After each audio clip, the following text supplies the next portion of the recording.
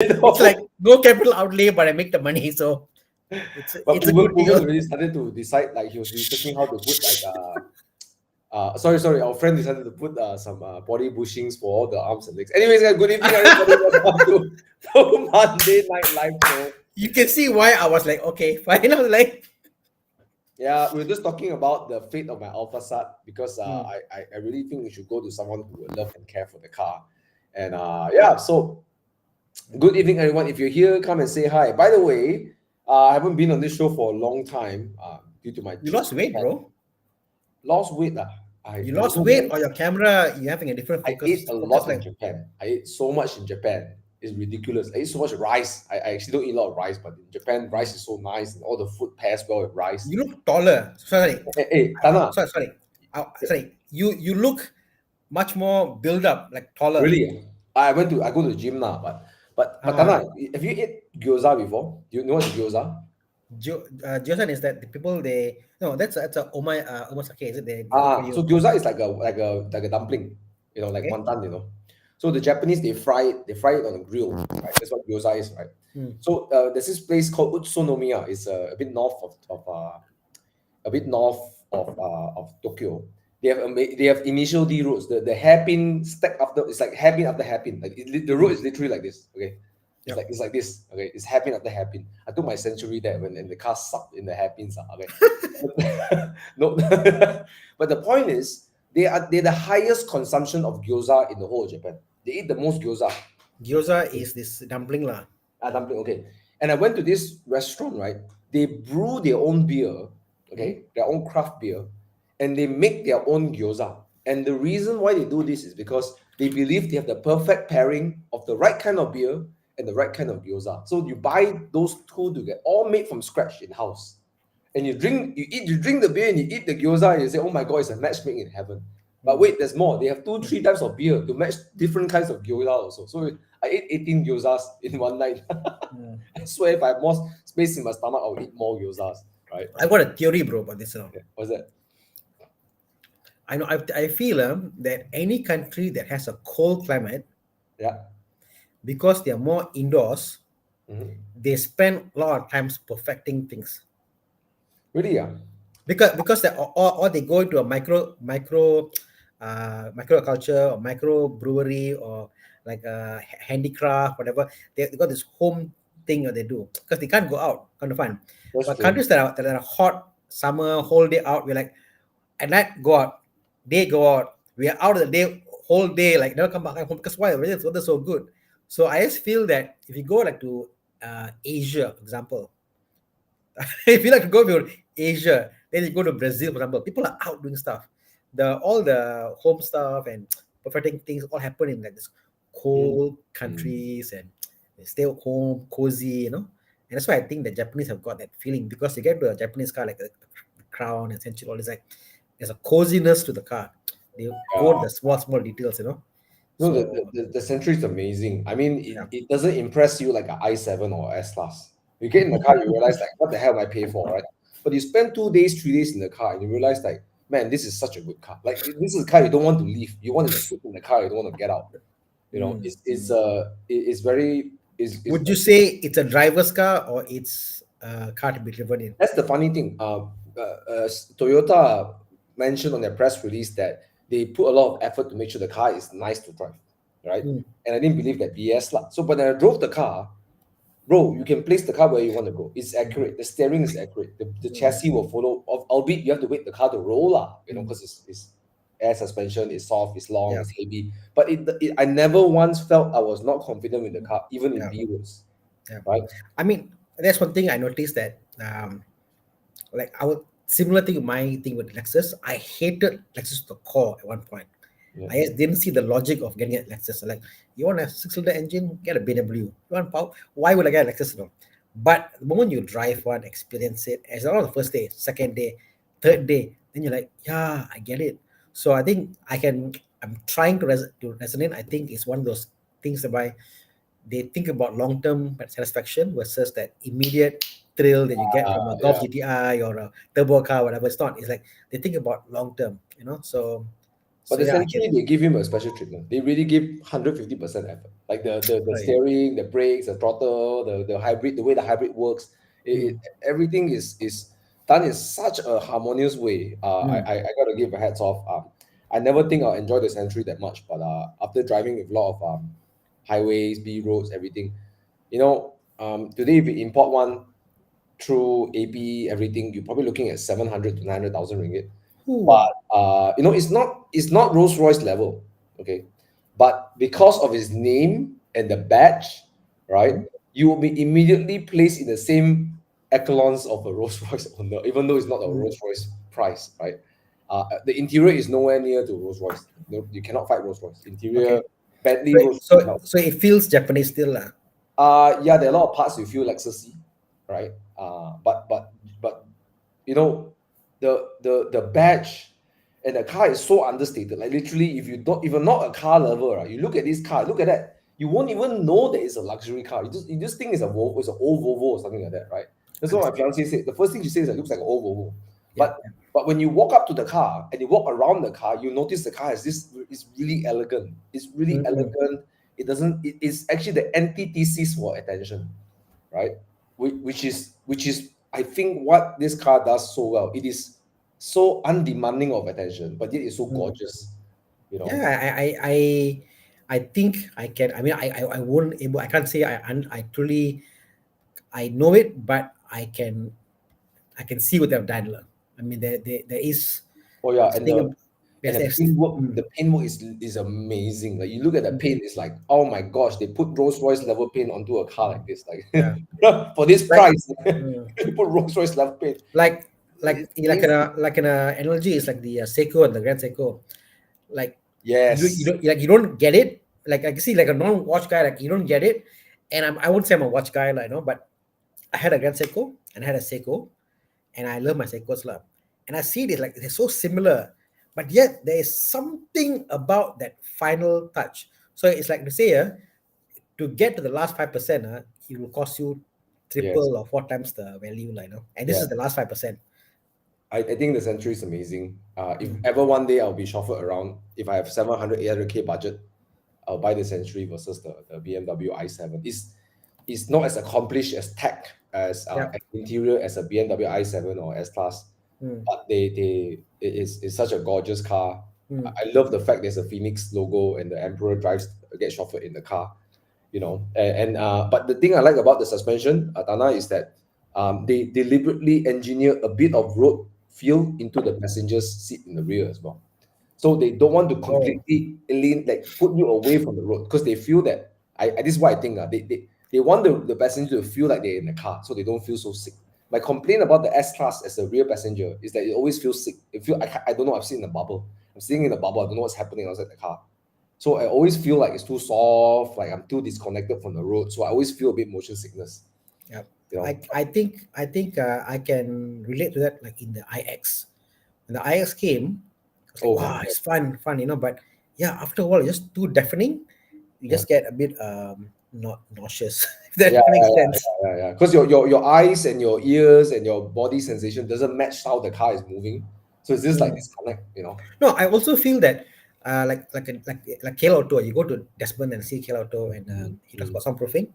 When you overdo soundproofing, because it just becomes like a tight box, your ears pressure builds up, and it's not very comfortable. Yeah. You need to equalize and stuff as you go along elevation, come You down. need So some noise to feedback yes, to the the, passenger. the, the noise equates to how airtight it is. If it's too airtight, your body can't react to pressure Correct. variances. So it's a lot of science behind it. But Anyway, sorry guys, yeah, let's go to let's the just questions. continue. Yeah, I know we're both like going on and on. Let's do rapid fire quickly, and then we go on more detailed kind of questions. We got Thomas and myself here. We got Wow, TNT. Today's TNT team. TNT. Thomas and Dana. yeah. Okay. Subaru Levo STI 2.0 or Subaru WRX S4 STI 2.0.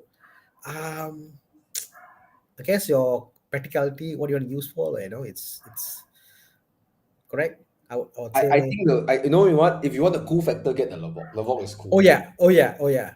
Oh yeah. Lavok is cool, right? Oh yeah. I saw so many Lavoks in Japan, and then I saw Yeah. the latest one with the more ketam kind of like Mm, headlamps. yeah. They look amazing, man. Not this one. Bro, I've been looking at prices in Japan to bring in like a half cut car. Mm. Subarus are damn cheap in Japan, huh? Mm. So cheap. Used cars are so cheap. They're no value at all. It's crazy. But I will go for the Lavok. Yeah. I think performance-wise, of course, the Subaru WRX will drive better, right? Mm. STI. But the Lavok, Cool the factor. wagon Yeah. is a cool factor lah. You know, it's cool lah. It's cool. Yeah. Yeah. Okay. Okay. Right. So So, let so me you want more just. driving, you want the rally heritage, you go for Subaru WRX STI. Correct. I think Correct. we could go wrong with that. But I think Correct. the cooler car I would own is the Lavok. You know. Yeah. Yep. Yep. Agreed. Yeah. Mm. I will go on practicality. So if I don't have a need for the Lavok, I would not do the Lavok. I will just go on the Subaru lah. It's just me. Like, depending on what I use for. Oh, that looks so Okay. cool. So let's do some rapid questions again. Okay, I want to do this one. Okay. Going down the list. Quick one. Hey guys from UK going to visit KL this week. Is there any more drive? Yes, every weekend there's a morning drive. We some of them meet, some of them will go straight, but we meet up at the Evo Club Tri Station, Yep. and You then we can go to the find thing. them Euro Club Tri stations Yeah. or So Google what you can do is go on Waze. Facebook. You'll see the link there, and you can come and meet us, and we'll be there. I'm I'll I'm trying. I'll try to be there this Saturday as early as 7 a.m. So you can catch me at 7 a.m. at Genting. Okay. Yep. So we can do that. Or and then on Sunday we're going to have there's an event I'm going to check out. It's called Blue Foster. It's a Porsche Look get for correct, Blue correct. Foster, Yeah. which means water and Yeah. air lah. But we wear air and water because they feature And water. water cooled Porsches. Because the Yeah. progression of Porsche from air cooled to water cooled. Oh, Yes. nice.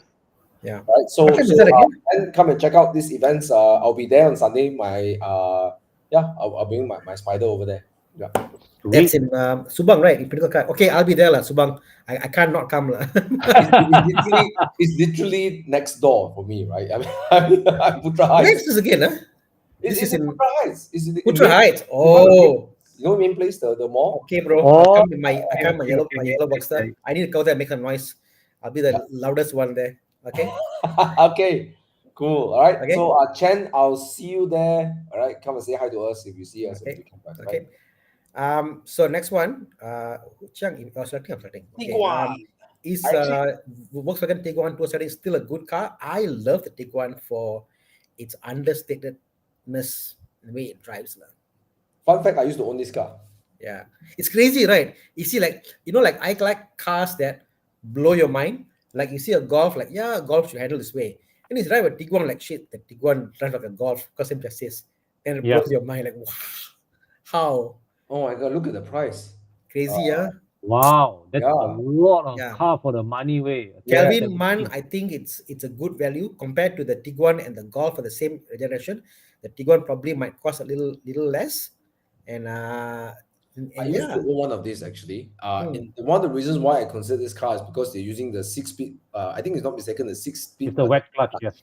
The 2019, I think it was wet clutch. No, I bought the 17. It was a 19. So it was all wet clutch. It was all Tiguan wet clutch. always had used wet Use clutch. the- Wet clutch. the Oh yeah, good Tiguan was clutch. wet clutch, correct? Yeah, Wet clutch. Tiguan always wet clutch, correct? You're right. Yes. Not the 1.4, the 2.0.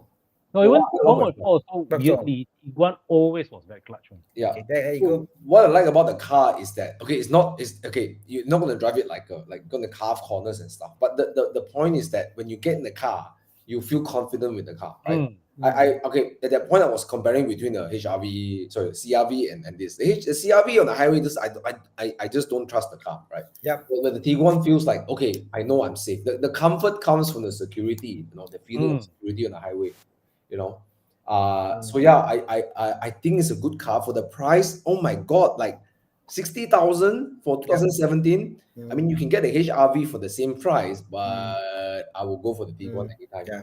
The only thing about the Tiguan is some hard plastics, but I could live with that, because Yes. what you're getting is just so much of stuff. I could live with hard plastic as long as you go do some DK leather, or comfort, or you go some places and do leather. It's Let fine. it be like Tiguan is an entry level, mini size, small size SUV, right? Correct, so correct. so it's for me, it's like all forgiven, right? It's No, all, but what I'm saying is like you see the what I understand is like for you and me, Thomas or Con, we might see the Tiguan in a particular price point or a category.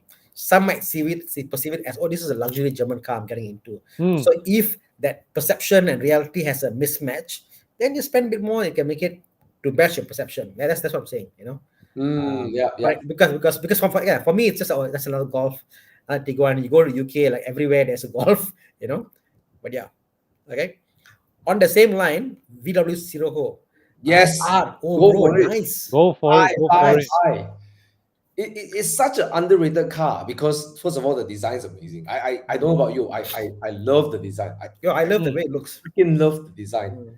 It's still gorgeous today, right? You, you, Yes. you know what I like more about this car? It's got this XDA, isn't it? The XDA, XDS. XDS, Yes, correct? yes, yeah. Freaking amazing, bro. So again, if you don't know about the R, like the Sirocco R and the Golf R is always right, obviously. Sirocco R is a two-wheel drive car, but it's got this XDS, is it? XDS, XDS. Yeah, Yeah. XDS, The- and it brakes and all that rear wheel, and it gives you that almost four-wheel driveness feel to it. So it's just amazing how it drives, like, you know, pretty good. Oh, Volkswagen did the whole electronic management of brake vectoring Beautiful. for all four wheels. So this is and they did it in the mass manufactured car. That's why Golf GTIs are known to Mm. handle, Mm. very, very easy to handle. And also it's obviously discontinued, and I think it's one of those cars that there's so few in the road. When you drive one, it looks and feels so much more expensive than what it cost. Yeah, Yeah. look at what Jensen said. He has the GTI with the XDS, the Mark 7 as well. Yeah. Yeah, the Sirocco, I'm not mistaken, sit on the Mark 6 platform. Yes. So of course the Mark 7 platform has more superiority to it, but look at this car. Look at the way it looks. Yeah. It still looks so good. I mean, Mm.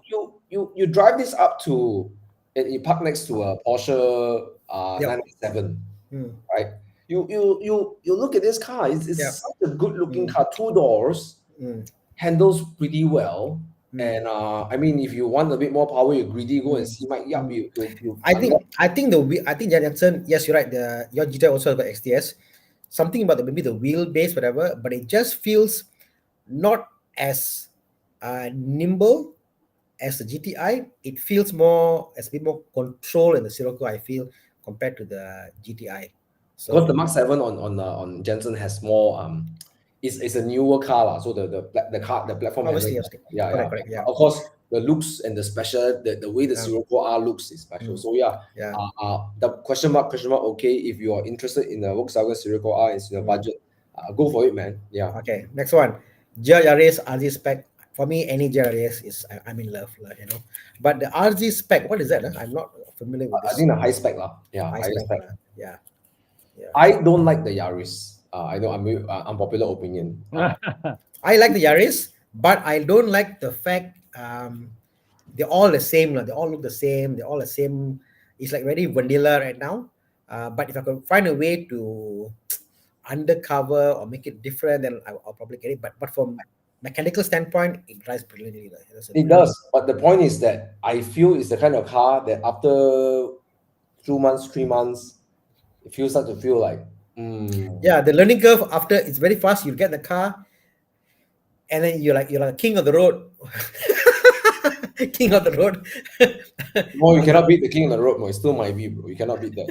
I don't care what people say about Ativas and X50s and stuff. I feel I'm a very rude person on the road driving a Yaris because we can't drive a Yaris, Yaris, very politely. Yes.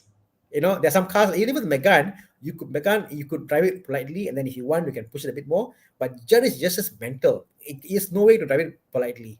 So yeah, so that's what I don't like about the Yaris. Like, I don't like the Yaris, but yeah, it's a damn good car. It can keep up with Porsches and okay, stuff. moving on, 992S. Should I get the two-wheel drive or the all-wheel drive? We'll be using it daily. Two-wheel drive. I get the Two-wheel drive. Yeah, 911s are best enjoyed as two-wheel drive. but said that, the way Porsche designs the cars is even the four-wheel drive system, the 4S, it's more rear-wheel bias lah. So, but you feel more confident driving the 4S, but you have more fun in the C2S. So I always feel the front end is not as direct with the all-wheel drive.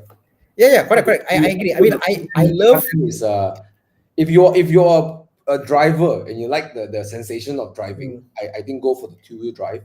Yeah. All-wheel drive is safer, and you live in a place that there's snow or rains But often. but it's a 992, you know. See, if you say it's a 991, I'll say yeah. 992 is already too very big. It's a big car. It's just humongous. That's why I'm a bit iffy I'll on still that go side. wheel drive. If Still you like okay lah. driving, still wheel drive. Okay Yeah. lah. I'm a two C2S guy, but for the 992, I'll go for the C4S lah. Mm. Because it's a big car. It needs the grip. It needs the handling. I think for this car, I will go for the C4S. Just personal thought. Moving on very quickly. I'm trying to catch up to the Hey, comments give here. Con some time to speak also, because we both speak a lot. Con never got to Sorry, speak. this is for Con. Con, Okay, Con. opinion. G30530 I top up a bit. versus We are back. 630. You did Go a for it, review of go. this car recently, right? For me, the G30 gives you there are a lot more choices, but I think the 630i gives you more value. But In a 630 will sense be an that older car, you're right? getting more car, a higher segment car for the money, if that makes sense. But 630 be an older car, correct? I mean, they are basically the same age car, what? The G30 versus the G32, right? But the G30 has sportier dynamics because it sits lower, right? But if you want more practicality, more space, maybe you want something that feels that elevates you above a typical E class and 5 series owner. The 630i achieves that. Okay. But the G30, the 530i drives more sporty, more sportier handling. Yeah. Yeah. The thing I just about the go. G30, I'll go. Yeah. I think the profiling the 530 fits the purpose. I feel like that's all. You're talking about the F series 630 or the Grand? He's talking about the Gran Turismo, the GT. Oh, So I just don't like the profile of it personally because it's I think in this segment you already want a big car to be comfortable, carry people out. So I'll go for the 530. Save it. and there you go. Holy Fox says that the Yeah. 630i has a rear air suspension Yeah. and the frameless. More the reason I'll go for the G30 lah. So yeah, just convince me more to go. yeah, true. Yeah. I like the G30 better also, but Yeah. but the 630i has BM SS isn't the best lah. I would say I have to put that out there. the 630i does not drive as well as the 530i. Yeah, so it's like telling me like you give me you said okay, gun to my head, you could buy a 5 or you could buy a 7. 7 is comfortable, it's luxurious. 5 is spacious, big, I can do all that stuff. 6 series is like in between the two. Rear space, the slope comes down, then I've got a bit lesser kind of space. SS is there, more complexity. I don't know. It's I just like the 5 series, and it costs way more cheaper. I'm just cheap, yeah, it's way cheaper now compared to the 630. So yeah, price wise, that's all. Price and value wise, if we see what the price new car price and versus now, I just go for 530. Yeah. Anua's question, Con, which would be your better option? Mercedes Now AMG GT using convertible or 718 Spider? wait, Spider War. Wait, I shall hold my thoughts because you know which answer I will say already, right? But you don't like the 718 Spider, but you hate the AMG GT. No, I love the AMG GT. It's fucking amazing. I No, love it's the car. amazing, but you say it's not drivable daily. Daily is a shit car to daily. But Yeah. when you whack the car is course, not yeah. even good in the corners. It's just fun in the corners. It's Yeah. fun, It right? the Spider will run rings around the AMG GT, but the AMG GT will Sound. deliver the wider smiles, more giggles. Yeah. And Because the where- AMG GT is just such a ridiculous car. Okay, let's start by saying this. Both these two cars, if they show up on the road, they are fucking cool, right? Let's just say Yeah. this. Right? They're all cool. Both Yes, these two cars agreed. show up. It's like two very very uncommon cars you'll see. Yeah. Both got a good presence. I think the AMG GT got a bigger presence than the Spider, right? Yeah. You know where I stand. I always love the MGT over when the price point is what I go for. I don't think the 718 Spider looks good to the general public. It looks good to the car guys because we know what it is. But the general public, I think it's like, oh, it's another Boxster that looks Bro, good. you have no idea, bro. I bring my Spider to car shows or Yeah. certain Porsche meets, right? People just don't bat an eye in my car, bro. They don't. That's what I'm saying. You see, the thing is, if it's a, to the general public, they see a Spider and they see a Boxster, they're like, oh, it's a Boxster. You know what I mean? So if it's for yourself, and like Thomas doesn't care what people think. He buys purely for what he wants, for what he feels, what he likes. Then yes, Spider. But if you're out for, I want to show off, I want to be the glam, I want to be that presence is there, the sound it makes, I think undoubtedly to me is the AMG GT. AMG GT has bigger presence, lah, no doubts about it. Yeah, it's But the, it's the but the GT is the AMG GT is the engine is brilliant. It's yeah. amazing. Yes. Like the torque it delivers from bottom to top is amazing. The way it pulls, the way it responds to your throttle Mm. is incredible. You know, people talk Yeah. about some people say, oh, 488 I got a very good turbocharged engine. Until you drive the AMG GT and you see Yeah. these guys in Mercedes knows how to build a Yeah. damn good engine, Yeah. right? Used by Aston and a lot of other people. So Yeah. yeah, it's The MG GT's drive is not the most refined. Okay, the way it rides bumps is not the most comfortable, but there's a character to it. It's the MG GT feels like it was made for for boys. it wasn't meant to be comfortable. It was meant to, like, the day you pick up a girl and you want to show off the G-force in the car, and then you push the car, like, "Ah," sound comes out, and like the girl like falls. No, it's more like. want to marry you, right? I know, correct. You know, so But this So- this car is obviously made for men, right? Look at the shape. obviously, Look at the obviously. way it looks. It's made for Yeah. men. But the Yeah. point is that the MGT is a fast car, but I think around the corners the Spider is more enjoyable. The MGT is like you have to wrestle the car around the corner. Okay, bro, I could buy another Boxster and save money. But the Spider, actually 718 Spider is a very good car. Of course. It's probably one of the best convertibles you can buy out there. You know. But these two, I mean, again, up to you. You got all the facts here.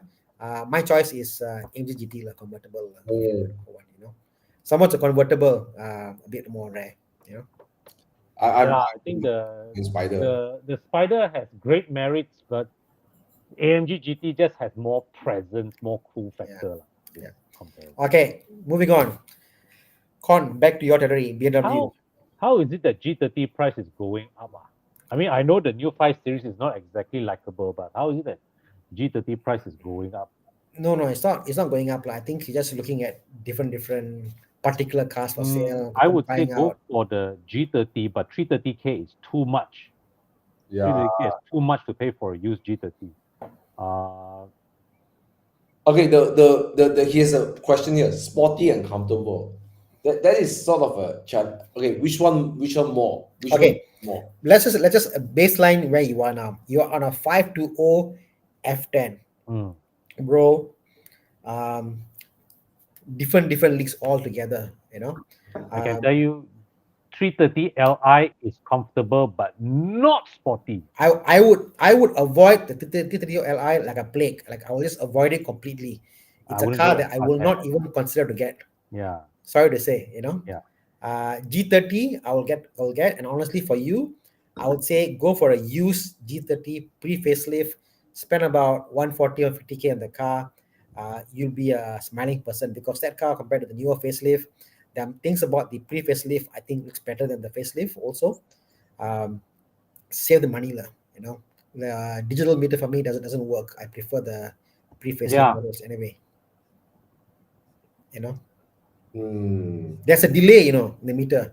Little bit of delay. I'm going to throw a curveball. Jiang, look at curveball for 840i Grand Coupe. Because some Grand Coupes are selling for 300. Okay, look, if you're looking at 330, bro, means your budget, you get 330. Don't get the G30. Get a 840i Grand Coupe. Right? Get an 840i Grand Coupe. Look at that. I mean, this is by the way, it's a ringgit million car. These cars are 800 to 900, 1 million ringgit. Look at that. Okay, sure, at 1 million, it doesn't feel like 1 million, but now at this price range, you know, bro, you go from 5 series to 5 series. but you go from 5 series to 8 freaking series, okay? You're gonna feel like it's an upgrade. Slanting slope, roof back, frameless window. It's an 8 series, the 8, right? So I would say if you can push your budget a bit more, go for this. What year is it again? And Let's see. B58 engine is a beautiful engine. Yeah. Yeah, I mean, given a choice for a on a brand new 3 series and this, definitely without a doubt, lah, I'll go for Yeah, this. at 280K, you get a 3 series elongated, right? It's like a compromise. Oh, the 330 Li, Thomas, the Yeah, inside, lot yeah, of specs missing, The yeah. meter, I think meter is not digital, it's analog, isn't it? I Remember? don't know lah, No bro. lah. The analog was the 320i. Was something about the Li, the Li had something, like, was Here's it the the point, Thana. radio? You buy a 32 Li, you are a 3 series driver. But you Yeah. buy the 8 series, you buy the apex of the non-M cars. Yeah, true. That's true. That is very, very true. Right? Yeah, lor. And the 8 series, right, costs the same to maintain as a 5 series because it's the same platform. You're right. Yes and It's all no. the same. Yes and no. The suspension will be different, lah. Look, besides the point, you're buying a million ringgit car for a price that's a 3/4 or 1/3 of the price. Yeah, I mean, yeah. bro, To me, a G30, you spend 150K, use, fine, go ahead. If your budget is 330, I agree with Thomas, get a 840. but since you have the money to buy it, you say your budget is that, right? You might as well just go. You might as well just Batu go. says it depreciates crazily. I don't think so because it already depreciates this much. It can't go much faster than a 5 series, You're not going to have a 5 series. At a depreciated price. It's right? highly depreciated price. So Batu, he's correct. It depreciates quickly, but we're asking Sabanesh to look at buying the car at a depreciated form, right? Yeah. So he's correct, yeah. But don't buy it and thank the depreciation. Buy it from someone who's really thanked the depreciation. Yeah. Okay, budget if can 10K.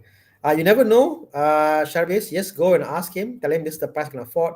Can we work out a deal? You never know. Sabanesh, bro, friend to friend, I know you know you can push a bit more.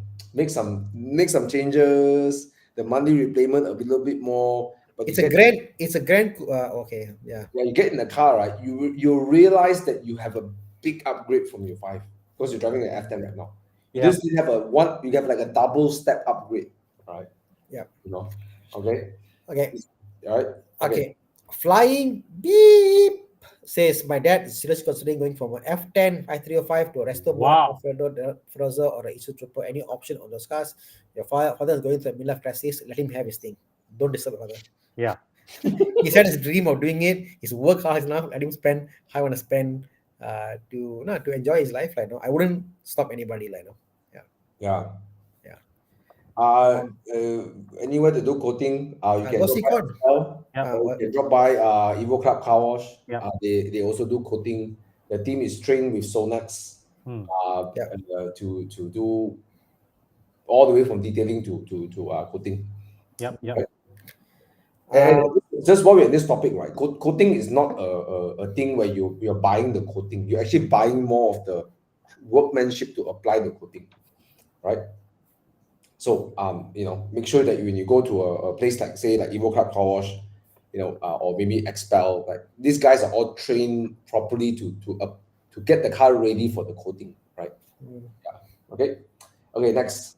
What's the next question? Okay, he's looking at convertible, GLC, warrior maintenance, SLC. what am I to look out for? It's the same like any car you get into, pre-purchase inspection, you do checks, go and see our extended warranty locations, just go and check it out. You can get a good deal and save your money by getting into a pit hole, Yeah, I think a general rule for everyone who's looking at used cars, number one, always get a pre-purchase inspection, right? And number two, always try to understand a bit more what are the cars, like maintenance costs, talking to people who own this car, join groups. But of course, you want to get the number one key thing is do a pre-purchase inspection, right? Yep. If you're worried, of course, try to get Evo Club warranty also. We are backed by it's by what's this? RHB, but what's the company again? GMR, right? Which is backed by RHB, right? The underwriting is not RHB. So a lot of warranty companies, they don't have like underwriting from bigger companies like this. So yeah, myself, I've claimed warranty once. My M2 comms ECU kaput, and then they claim it within 3-4 days. They put in a new ECU for me, and then they retune it. Everything was just fine. Okay.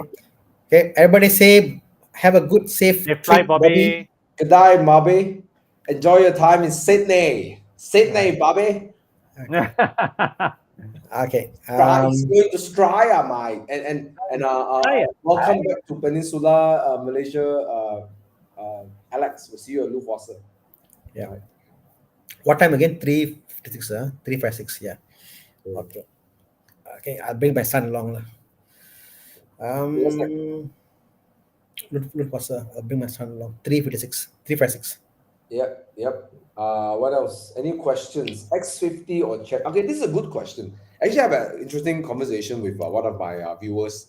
We sat down and then we just have a talk in the chicken rice shop. And he asked me like, what do you think about Chinese cars, right?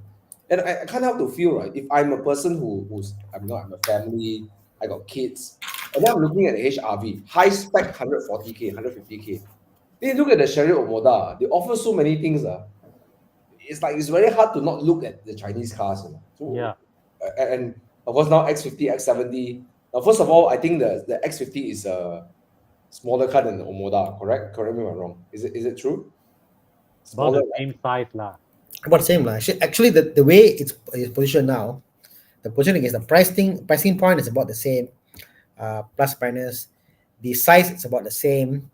What it brings to the table is that it's very modern. It looks like an Evoque. It looks like very much more atas lah, look wise. So I think that's what people are kind of drawn to, because like anywhere you see X50, X70, it's all there. So it's more for the looks at this point, and also the gadgets, the car seat system, a lot of stuff there. Yeah, I think people are bored lah. That's how I see it. I don't think there's anything extra on it. It just looks good when you look at the Cherry Motor. Because interior wise, Thomas, I really feel that the Proton's high spec variant has way better quality interior than a Cherry Motor. This is my personal feeling. Really? The quality of material, my feeling lah. But the lay person see a Cherry Motor, they say, wow, looks very modern. Wow, crystal this, crystal that. But if you look at the material itself, it is not really crystal. It's not really aluminum. It's plastic, So it looks fantastic, but I think the build quality is better than the Proton. So depends what kind of person you are at the end of the day, bling bling, or you want something that's like they thought about robustness. Geely, I think, is fantastic for long-term thinking. They're both China's car. They're both China market cars. Why is the Geely's car done in a way and Cherry done in a different way? Because different mentality, different mind thought. I think that Geely is about the long run versus Cherry. I really like. I mean, I don't have any much opinion about this, but I think in the small SUV category, one of my favorites actually is not the Chinese. Actually, I like the Subaru lah. XVs. But interior is shit, bro. Exactly. You see, that's the thing. How many people out there can harness the car's power to 50%? No, I mean, 100%. I like the way the car rides. It feels very safe. Yeah, I understand. But it feels very safe, But that is when you drive the car up to 50% and above. How many No people lah, I out mean, there? it's just like driving on turning left, turning right, going on highway, all this. The driving feels very nice, right? I think lah. That's but the No, I agree. XP crap in the boot space. The boot space is crap, right? But whereas the X50 and the Omoda has a very nice boot space, rear seats, everything, and the tech is really nice. Yeah. The way I see this is that I was thinking, like, why would somebody buy, let's say, like back in the days, let's name a very shitty car back then, like a Kia Cephia, like a very shitty car back then, like one of the worst. Like, I'm going very back. Hey guys, if you know what's a Kia Cephia, please type in the chat if you know what's a Kia. Oh my god, it's the most shittiest car you can think of. Bro, you can buy a Kia Cephia now for like 1,000 ringgit, 1,500. You can sell also. That's how bad it is. But when it Oh my first came god! out, I remember back in '97, I believe. I don't know. You talking about which one? The one with the square headlights or the double This one, double? this one, this one, this one, this one, the one, the brown color. Okay, when it first came out, I remember, it was the cheapest non-Malaysian car you can get. Oh my That's how I was god! marketed before. So before this, like you could, before there was no other cars, bro. You buy a Honda or Toyota, and that's about it. No other cars in Malaysia. So the cheapest non-Malaysian car, and people bought lots of it, loads they bought of it, and then after a while it broke down, issue after issues, Yeah, and so I think it's more of people want variety lah. I mean, and yeah. people not everybody push the car to the max to understand the car's limits, what it can do. So yeah, I understand someone fanciness, look good. So to each their own lah. Mm. Mm. So you That's a want to bad weigh up car, bro. Alza or 2010 or Suzuki SX4? I The SX4 drives brilliantly, but parts are crazy. Yes. Yeah. Oh, bro, I tell you, water pump on the car. All the stuff on the car is expensive, lah, bro. Because we don't have a good supply of parts over here. So Ah, yeah, I heard the upkeep of Suzuki's Kizashi SS4, they share a lot of parts. Is that true? upkeep is, Oh, not I mean, cheap like way. upkeep is nothing but like servicing all okay, but it's like all the coil packs and this and that. Wow, like really, but it drives nice. It's a beautiful car, and like usability, all that is fine. But I think also it's much cheaper car. How much is it? I see it's about 9K, 10K. Yeah, no way is that much like, you can get much cheaper for 2 or 12, I'm sure. So value wise, it's fantastic. I think the Suzuki SX4 drives better interior, better build quality, better engine, better in every conceivable way against the Alza. Agreed. But the Alza, when you resell, the value will still be there. Yeah. That's why 2010 when you say Alza is now how Alza, many years now? 14 years old, is it? yeah, 14-year-old it's Alza. fetching more money than the SX4. Remember, Alza was cheaper, brand new than the SX4. Yeah, it's worth nothing. So it's like again, Key Seng Chong is like, what are you using it for? If you're using it just to fetch your kids, go here, come back here and there, I think yeah, and then for a few years you use and sell, okay lah. But you want to keep the car somewhere, you want to go long distance and traveling and stuff, yeah, maybe the SX4. And Mm. SX4 is still smaller, I believe, compared to the Alza. It Yes, is a it's smaller. smaller Definitely, car, definitely It's a smaller. five-seater and SX4. yeah, and if you're going for this kind of range, I would say, if you really want Suzuki, let's go for Swift lah. Yeah. Honestly, at least you have the cool factor. You can go for driving, you can push hard, you can go for passa, come back. You will tend to take out more compared to the SX4. But a nice car like SS4 is Oh, it's It is. nice. It is. My friend had the car. I drove the car before. It's nice. It's nice.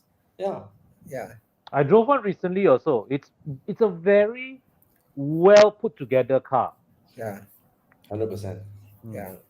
Someone came once for Tuge in SS4, so so Yeah, it handles okay, right? handles very well.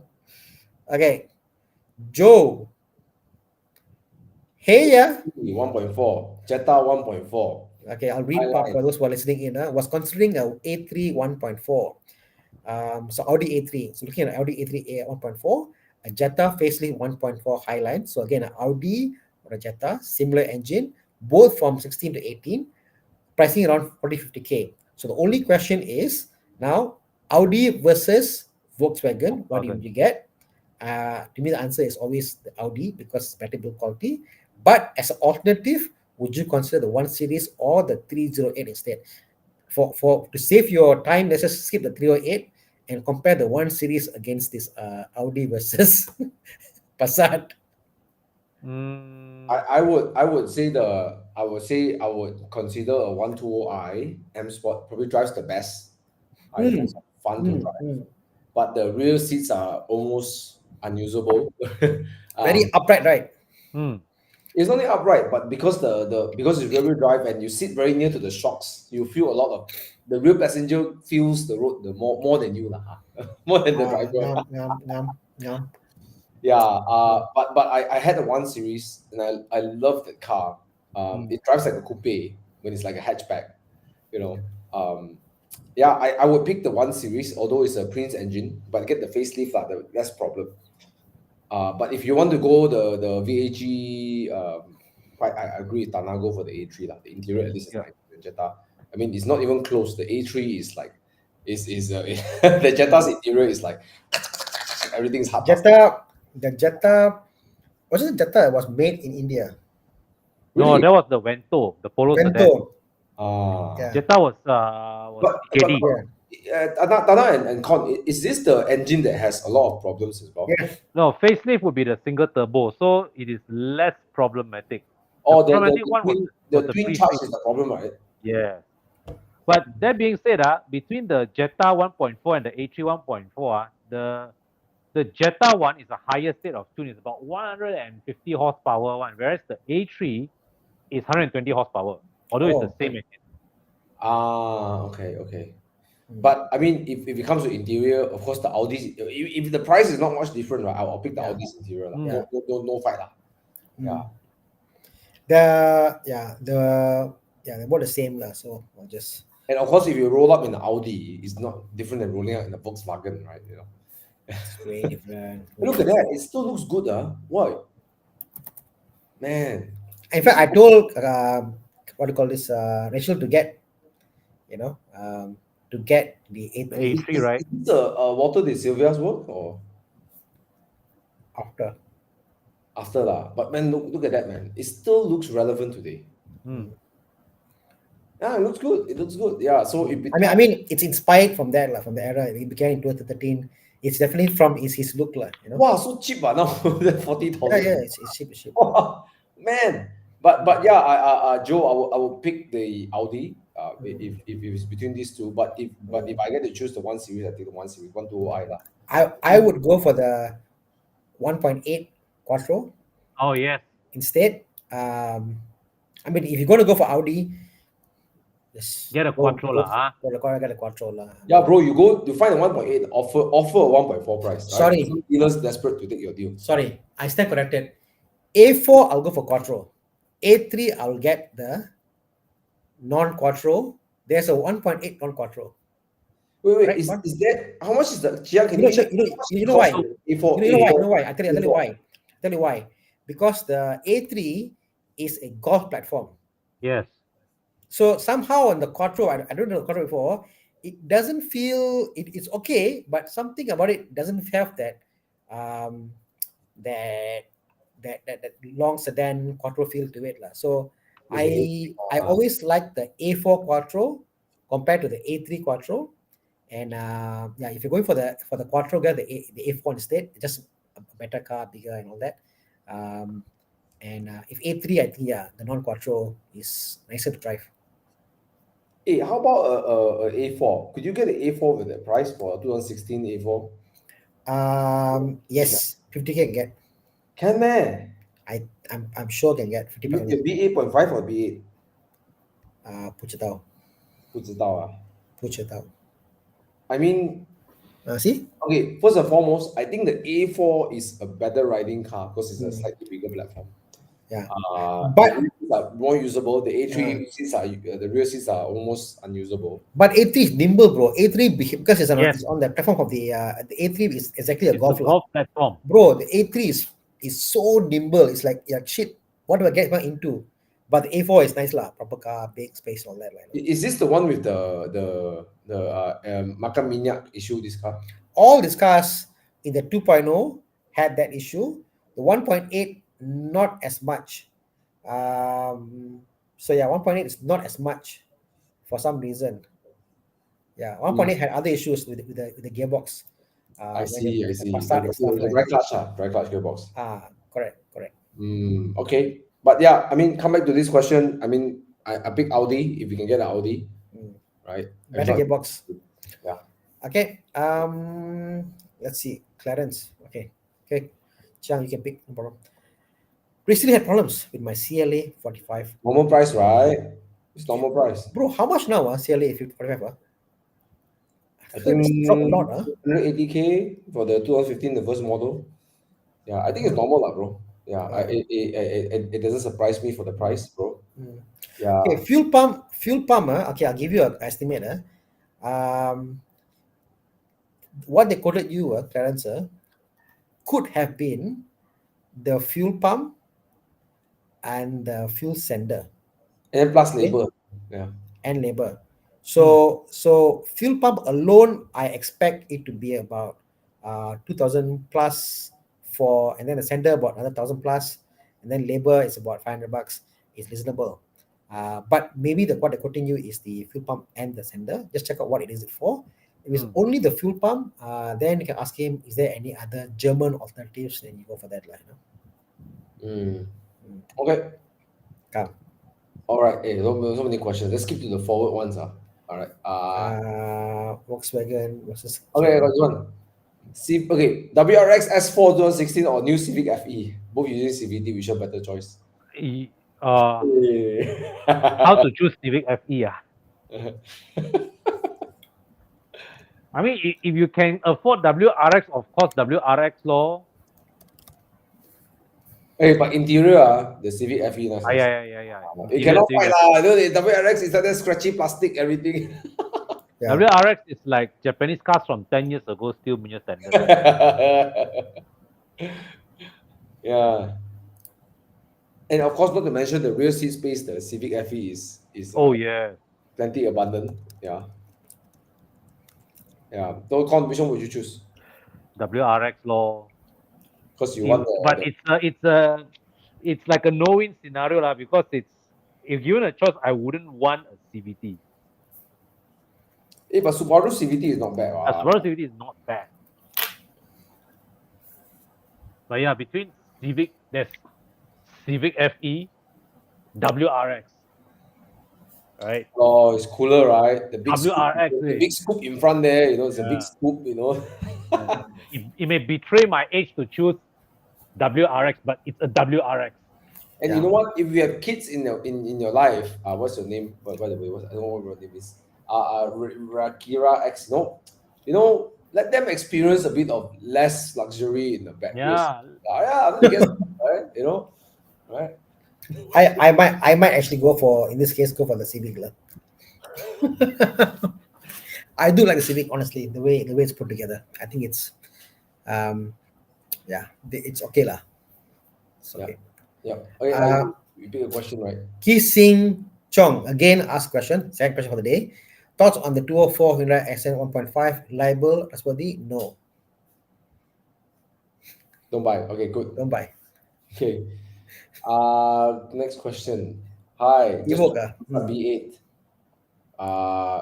2.0 turbo compared to my previous X70 car, feel very efficient, very comfortable. Thanks for your advice. Oh, congrats. And I'm glad that we're able to help you, Bala. Yeah. Right. So and Bala, you'll notice that a lot of it is actually on how you drive. See, turbo cars can be very fuel efficient depending how you drive. The moment you think that to drive the car, you must fully always press the oil and that's how you go, and you rethink about how you drive the car, you'll notice that you can even drive even more fuel efficient.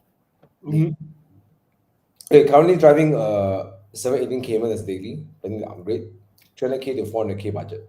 Comfort, performance during daily driving, reliability also important.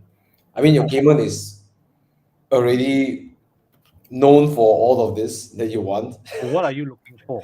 Yeah, give us more context, like what do you use it for? Pick up kids, whatever, are you married? Are you single? SUV. Are you looking for a girlfriend? Are you looking for bigger ground tourer?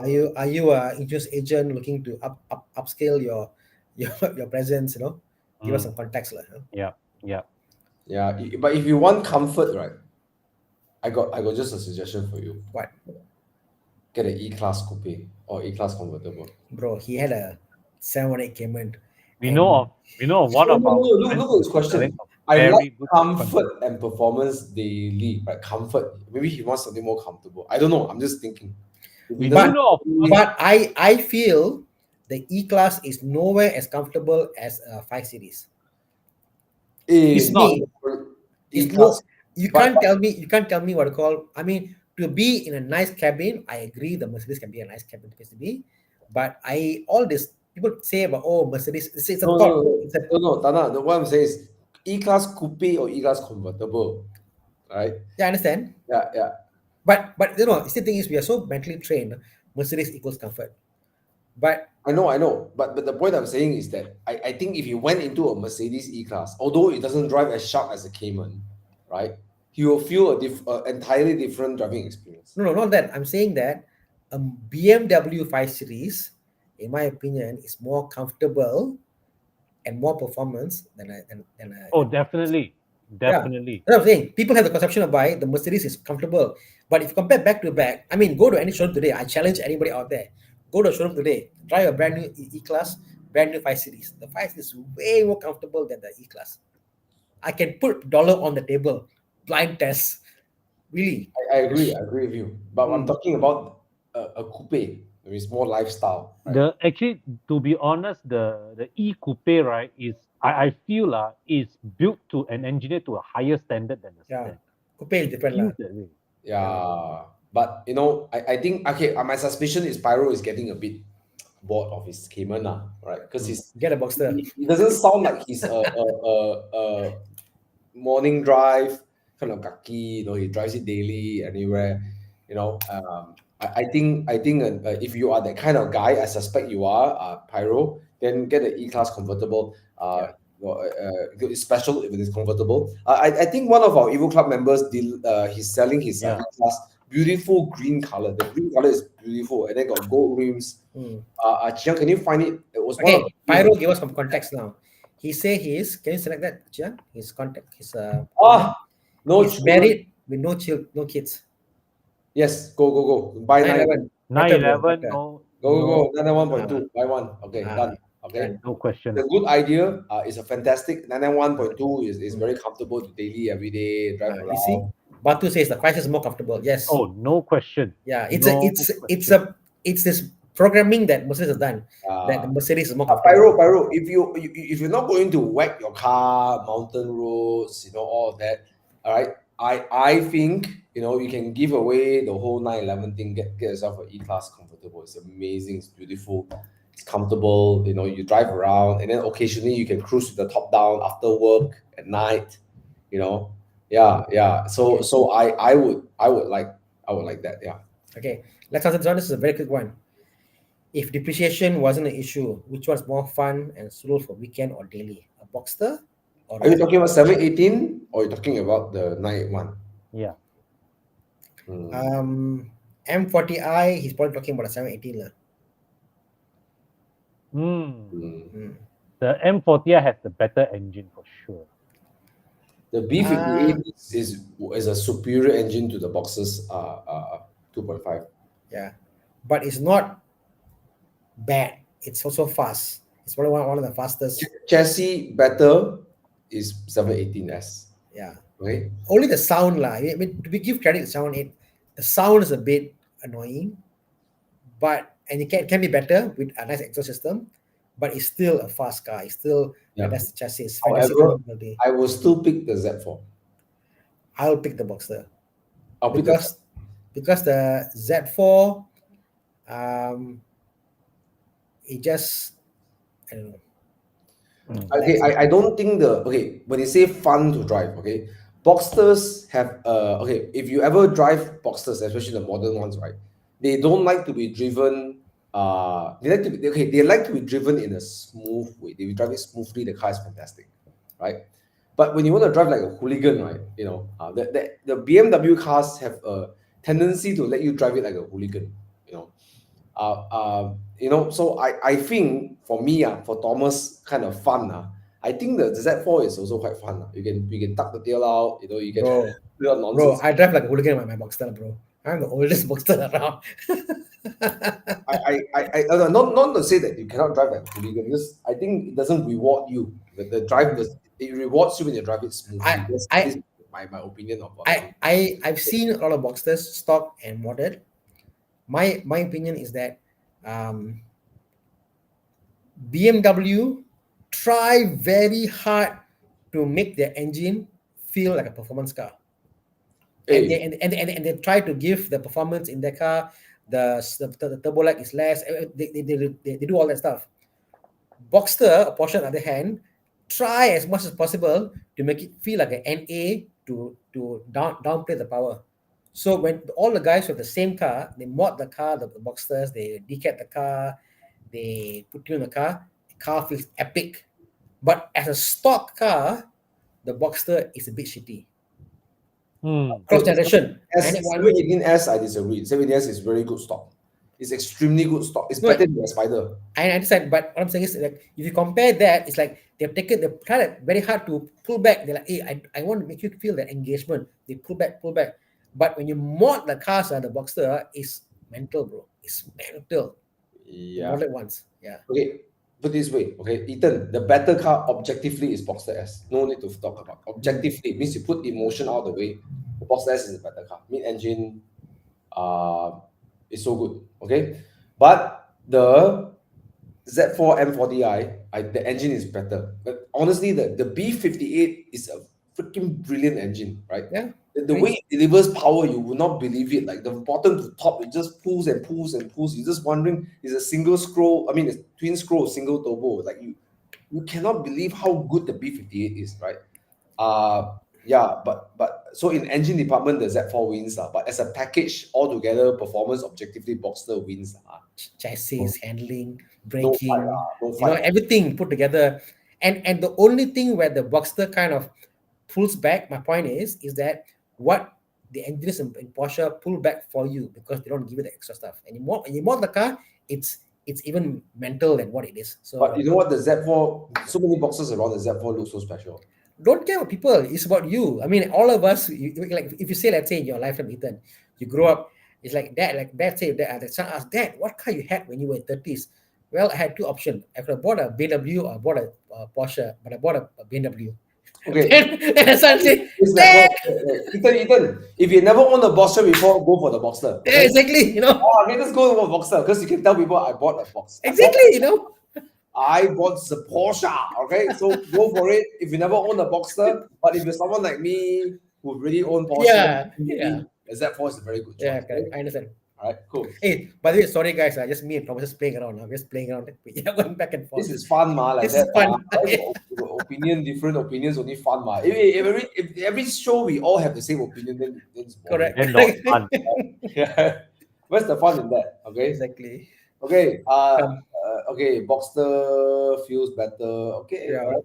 Okay. Who's this? This is question. Okay. Supra, good to have. Okay. I recently had the fortune to drive a Supra manual. I hate the car. Manual. I hate the car. Yeah. Manual. Yes, I hate the car. Right. Oh. I just think that it's over exaggerated. Maybe it's maybe I have a different opinion and taste about cars. I think it's over exaggerated. The ergonomics is crap. I keep hitting my head when I enter and exit the car. There are a lot of body panels that doesn't make sense. It's like why do you have this body panel? But when you start driving it, it's like, man, this BMW engine is good. But in So no wonder. mitigation, the car that Thomas is having is the media car. It's the manual Supra. So that car has received Yeah. some abuse. But I mean, I look at the look of the car. I can tell you something. I praise Toyota Supra for building a very good looking exterior car. When I say good looking, very commercial. It's like it's so different. You park this next to an M2. You look at the M2, it's like it looks like a 3 Series. And then look at the Supra, it's like, oh my god, look at it. It's such a toy. The way the front dips down and the way the aggressive lines and curve. Hats off to Toyota's design. But for me, I cannot solo it. Not for me. I can't be. I cannot own this car. But yeah, Chai Chin Hong, the driving dynamics of the car is very good. I mean, it's BMW. I mean, sorry, Toyota, but it's a BMW. You know. Yeah, good to have. Yeah, if you can afford a Supra, go for Supra. It's a good car for its price. Yeah. Yeah. Right? What do you do for a living, Thomas, Thana? We are all jobless. Yeah. Okay. Hey, if True, right? True. Yeah. Isn't it? you're jobless, yeah. Yeah, we just babble on YouTube. Yeah. Okay. Question. Let me see. What other questions do we have? Oh, Lexus NX 300 219 versus Harriet 21. I have no idea about this. Con, over to you. I think they are both. They are. To me, I rank them as same level choices. The NX is not. sometimes I feel that NX doesn't have the Lexus experience to it. I don't know. NX is smaller lah than the Harrier, even though it's It's like the CT200H. You know the CT200H? Yes. Doesn't feel Lexus to me. But It doesn't feel NX Lexus to me. has the advantage of a better powertrain than the CT200H. Would you call it like, back then they had the Harrier, and so it was like Harrier and the Lexus version of it. Like, hey, but it's a rebadge. It feels more like a rebadge Toyota than anything else.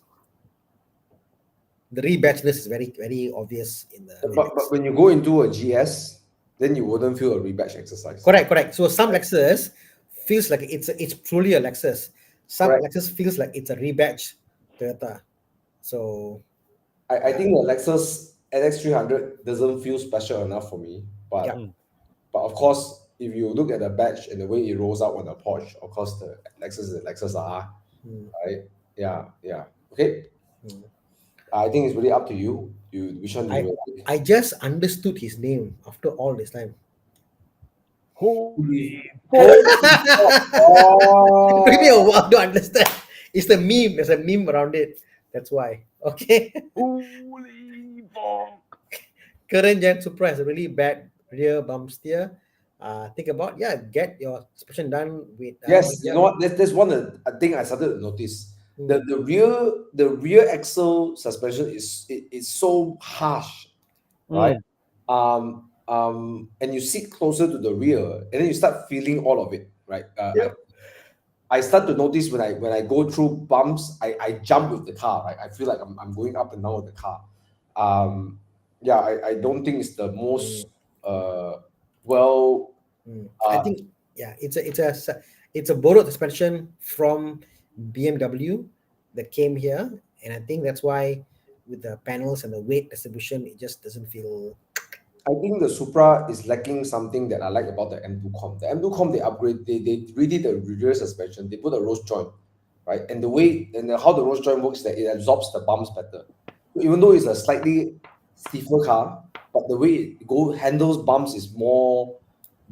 You feel the tire touching the ground all the time, right? The Supra has a way of throwing you around the bumps, which is something I hate about the M2, right? The M2 is a brilliant engine, but I don't like the rear axle. It likes to skip and jump around bumps, and the Supra seems to have the same behavior, But yeah, I mean, that's the challenge, of the Supra. Yeah, I don't think the suspension is that talented, Yeah, it's good, but not talented, Anyways, It needs talent behind the wheels, like Thomas Yap. No, I think like some car makers, for example, like I don't know. I give you an example like Red Dot, right? Or perhaps like Alpine. Okay, I speak of Alpine. It's an extremely talented suspension, right? It can be pliant yet be very sporty. Yeah. I don't know about 2.0. I've driven the 3.0. I think the 3.0 is quite suitable for its chassis. I don't think the 2.0 will be as nice to drive as the 3.0. Yeah. Okay. Yeah. Okay. No, I think a lot of questions over here, but I think we answer most of them. We have a quick fire one. Reliable or not? Audi TT. Depend on what generation. The latest gen, the last gen, reliable. Yes, reliable. Okay, but the first gen, highly unreliable. second gen, Quite bad also. Okay, Kelvin, you got your answer. Okay, all right. Okay. Quick one. Okay, 408. Any competitor? Okay, price range. First of all, I think it's a gorgeous look. It's so gorgeous. Amazing. It's a bit of it's like the Arteon of its segment, I call it. Hey, yeah, you're right. Yeah, it's good looking. Yeah, outlier, good looking. Any competitors? Okay, first of all, is there any other station wagon / No, right? There's not even a competition out there. No. Right? It's a pretty unique form factor in the segment. Okay, what will be its natural competition for its price range? I really can't think of any. That's the thing, right? There's no real competition, right? I Right. can't think of one. Mm. It's like they just completely gone sideways, Yeah. like their own I mean, category. Right? unless if Honda sells the Civic hatchback here, that would be the closest lah I Mm. can think of. I think it's gorgeous. I think yeah, 488 is a really good car, right? So you can afford it and you like it and you love it, go and buy it, right? Yeah. Just own one of it, right? Yeah. Yeah, if you really love one, right? Okay. Okay. 991.2, 400K can get. I think 2016 you can get slightly above 400K. Huh? 991.2 hit 400K already. Talking about the non-S lah, the base spec. Ah. I think you can get one. Yeah. 0.1 okay lah. I'm not sure 0.2 lah. 0.2, now 1.2. Yeah. Okay. Quick one over here. What opinions about F30 LCI 318i? Hand me down from your dad. Hand me down, don't complain, just take. Dude, you get a freaking BMW from your dad, right? Take it. Take it. We won't recommend that you buy, but it's a hand me down, Yeah. so take it. My recommendation is um, sell it and buy a 320 because depending what year it is, and this is a 318. Sometimes there's some value to it, so you might be able to kind of do a deal. Hey, if first of all, maybe if Inori gets the same color and then he remove the badge and then he That- just bring back the yeah, new car, yeah. the dad wouldn't know. You see, right? 318 47K, and if you go older, let's say a 2013 2.0 N20 engine, some nice conditions one, it's also about 50K.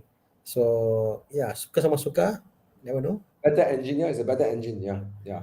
It's a stronger engine. N20 has got its demerit also, but you can find well conditioned cars and you'll be fine lah. Wow, hey, look at this. Patrick Aishin has just Congrats, gotten Patrick. engine M340i. Okay, M235i. wow, congrats. Are you from Malaysia? I don't think it's from Malaysia lah, but Yeah. yes, I had a M340i, M3235i. I had the black color one with I bought the M Performance exhaust. I retrofitted, and it sounds amazing. So I had this exact car. Yeah, I love this car. Oh, yeah. So I Inori hope- says it's a 219 B38. Yeah, the value should be very, very nice. Look at that. Back to a Oh. 316i. Yeah, 316i. Yeah, that's I miss that car lah. I put on so many miles in that car. Oh, Patrick is from Germany. Germany. Nice. Hello. Deutschland. Right. Nice. All right. Cool. I remember this lah. This was the time I thought Thomas was selling something illicit because he came in purple hair. So So I think of dealing drugs and stuff.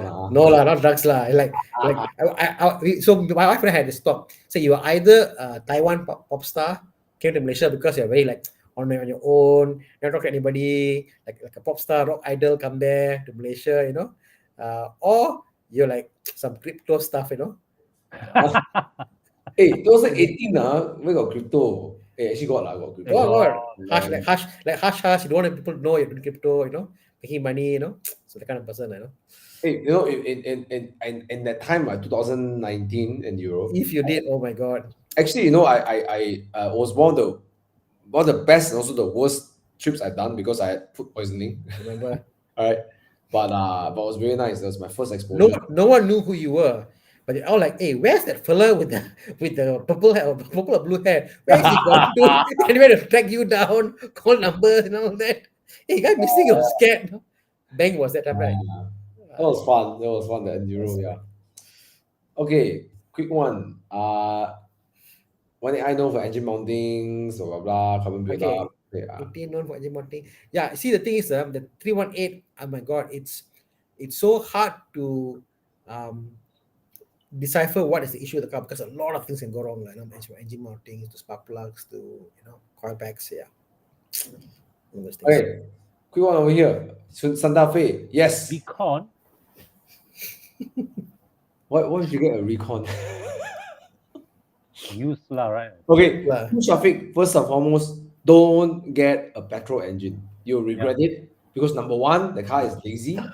Okay. Number two, is an old engine. Okay. Number three, the car is heavy. You put that all together, the car is not going to be fun to drive. Not even nice to drive every day, and it's Yeah. extremely fuel consumption. It's just the economy is bad. Okay. Yeah. Get the 2.0 diesel. 2.2 You're diesel. still better off with the diesel, even at 335 per liter. Yes. One of the best diesel engine out there on an SUV must be the Hyundai and Santa Fe. Oh yeah, Hyundai and Kia. So, easily. That's the Easily. diesel engine. yeah, skip Mazda. Mazda I don't like. Mazda diesel engine is crap, man. I mean, Crap, it's horrible. I don't and the consumption is about it. Yeah. I mean, it's like the worst of both worlds because Like, if it's you want not to get as a good. CX-5, right, you might as well just go for a petrol engine. Forget Yeah, about it. yeah. Yeah. Sorry to say. I mean, I know people say, "Oh, you can smell the exhaust of the diesel and it's totally fine," but I don't want to smell my diesel. Yeah. So Okay, that's everyone. why I- First of all, Eugene Chang, congrats on your Alfa Romeo. Congrats. So let's just read this question for those who are listening in. Should I get a mini 5-door for the girlfriend, then can get a F430 or MX5 Auto for her, so can Judy for the weekend? But I need a 4-door car sports sedan. This is inclusive of Pedro. Pedro is his 4C. Okay. So here's the dilemma. Okay. F430 lah. No lah, Eugene, you got a 4C, and then MX5. I don't know. Get the mini 5-door for your girlfriend, lor. Then you can get your Yeah. F430, ma. You said Yeah, there's an Yeah, F430 in lor, the mix. yeah, I will Right. do for that. you already Alpha already, MX5 Borasa liao already, lor. Yeah, lor. Okay. Or because if you want to convert, he wants Alpha is to drive like a maniac, right? Because it's a 4C, right? Then maybe he can have a more comfortable drop top. So why don't you get a 4-seater drop top? Hi. All right. Well, I don't know whether the girlfriend like it or not. Lah. Maybe a 6 Series feels like an uncle car. Lah, You see, he already say he can churi for the weekend. That means not to bring her along. Eugene, go for the mini 5-door. Keep the girlfriend happy. Then get your 430 because it's epic. Ayo, this one interesting. Azman says he's going to spend 80K to rebuild a 123. Should I spend towards a A2 T2 estate? Yes. Yeah, Don't- unless your 123 is a coupe or a wagon, 80K is too much to spend on a 123 sedan because Or you have a sentimental value to that. ah 123. yes, Still no lah. I would say lah. You gotta be sensible lah. I would spend 100 grand restoring my Discovery TD one. But not everybody is Thomas. No. What I mean is that if even if his money is not that, I mean, for example, I have a lot of memories with the car. My dad had 2 Discoveries, Mm. right? If I want to remember my dad, I will remember him either by the Nissan Safari. Mm. The car is bumpy as hell, Yeah. right? Or was the Discovery. This is my thought about. Okay, this is my opinion about restoring cars for memories. And again, a lot of people come to call on myself to restore cars, and they say, "Oh, this is my dad's car, so car, whatever." Even Vern came to us with the 6 Series car now. Okay, and I told Vern the same thing also. If you're restoring a car for whatever the price it is, the car will outlive you. Correct? The car will not outlive you. For it to outlive you, it must be a car that the fella after you want to keep. If you think the car that like a concept is a coupe, the person after you will also appreciate the car and will maintain the car. It's not how much you spend. But if it's a normal 123, no matter how much you spend on the car, high chances the fella after you may abuse it. And then it's all gone. So it has to be a car of certain pedigree for you to spend the kind of money to rebuild, because it's not about you, it's about the next person after you will appreciate the car. lah. You don't build the car for the next person. You build it No, not for the next person. It's for the car to live on. It's for not the next person. The car must live on. The car must live on the next generation. you make the car sound like a Patek Philippe. No, it is. No, a car is living and breathing. I want the car to survive me and go to someone else to enjoy. My Boxster, once I'm done with it, I want someone else to enjoy the car and live on. But if my car was a crappy old car and no matter what I do to the car, it's still a crappy old car, then that person get rid of it's replica, use it for pasar and all that, it's gone. Yeah. So the thing is this: the Mercedes 123 4-door, right, is nowhere near 80K in terms of value, in terms of its value.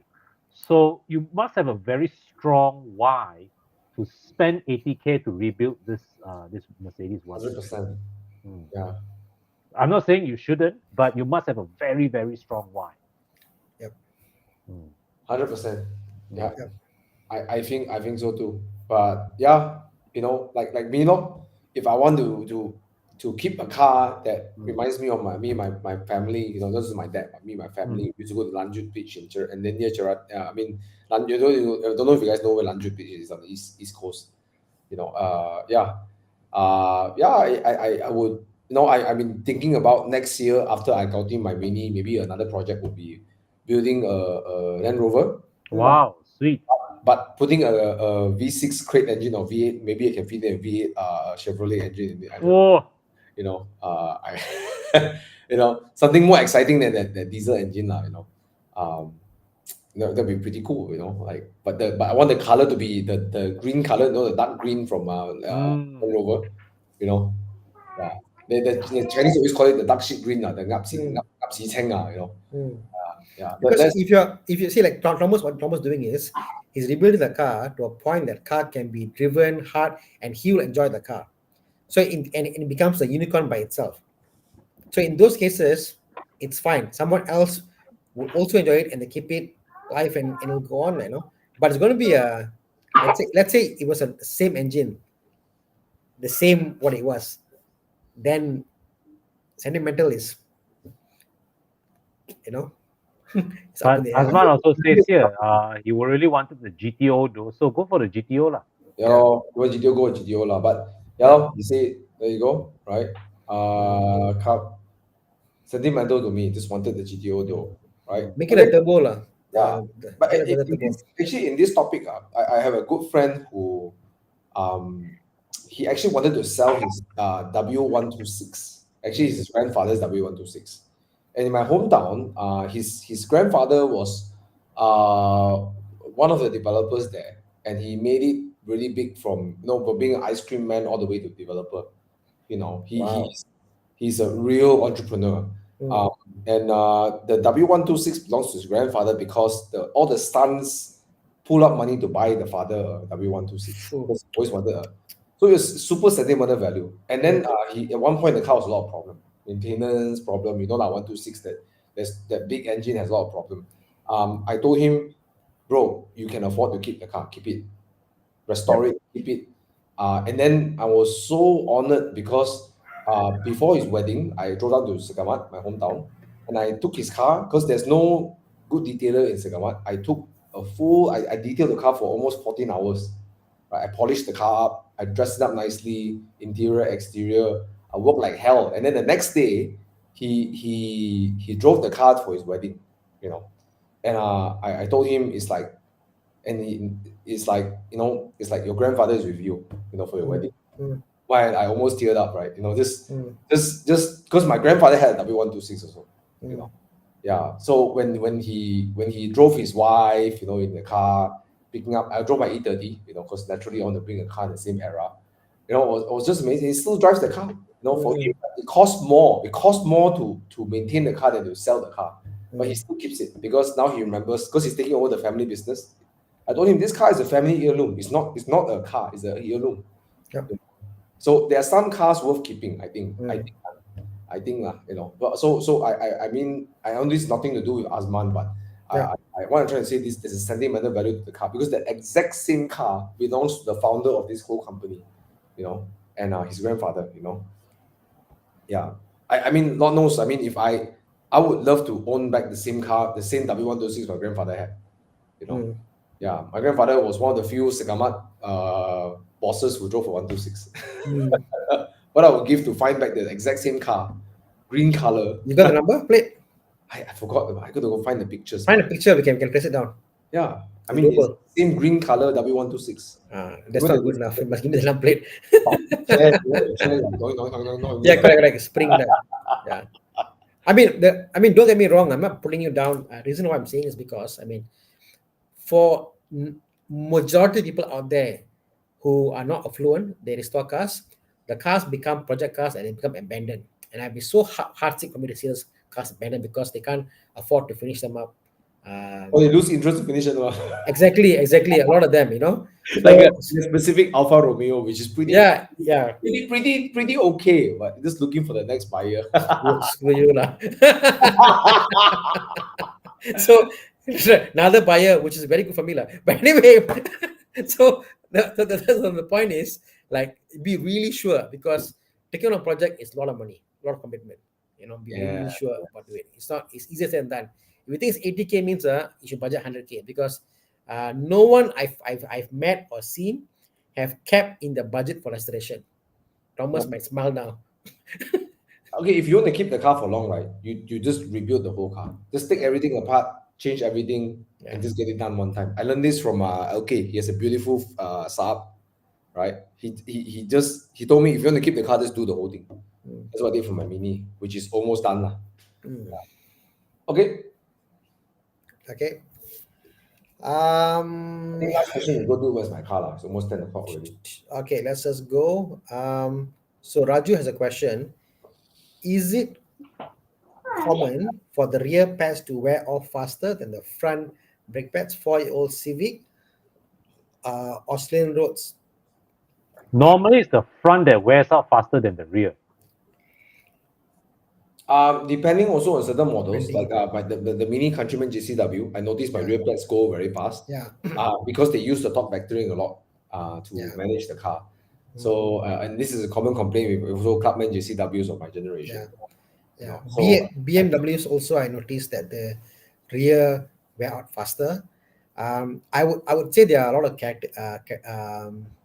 technically they should wear out just about the same. I would suggest you to go and check your front absorbers. Check out your absorbers because let's say the front absorber is weak. What happens is the front will wear out faster. If the rear is weak, same thing happens because there's more play in the system. Start with that and then go and see, and also check whether is it wearing out left and right unevenly. Could it be your caliper pins are jammed? Okay. It's going to be tense soon. Shall we go do it, Espaka? let's do it. Let's do it.